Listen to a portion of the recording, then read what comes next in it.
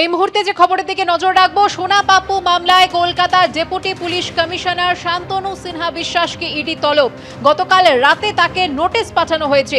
আজই ইডি দফতরে হাজিরার নির্দেশ। বিস্তারিত জানবো, কথা বলে নেব আমাদের প্রতিনিধি প্রকাশ সিনহার সঙ্গে। প্রকাশ, দেখো, তুমি জানো এর আগে দুবার শান্তনু সিনহা বিশ্বাসকে একই মামলায়, অর্থাৎ সোনা পাপ্পুর যে মামলা, সেই মামলায় তুমি জানো জয় কামদারকে গ্রেফতার করা হয় এবং তারপর শান্তনু বিশ্বাসের নাম সামনে আসে এবং এর আগে দুবার নোটিশ পাঠানো হয়েছিল। ইডি সূত্রের খবর তৃতীয়বার নোটিশ পাঠানো হয়েছে। গতকাল নোটিশ পাঠানো হয়েছে এবং আজকে সকাল 11:30টার সময় ইডি দপ্তরে হাজিরা নির্দেশ দেওয়া হয়েছে।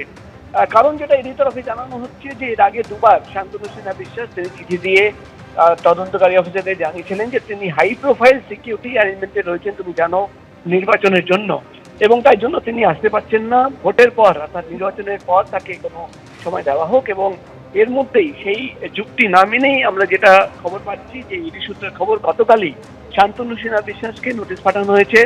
আজকে অর্থাৎ ভোটের ঠিক আগের দিন তাকে ফের ইডি দপ্তরে তলব করা হয়েছে।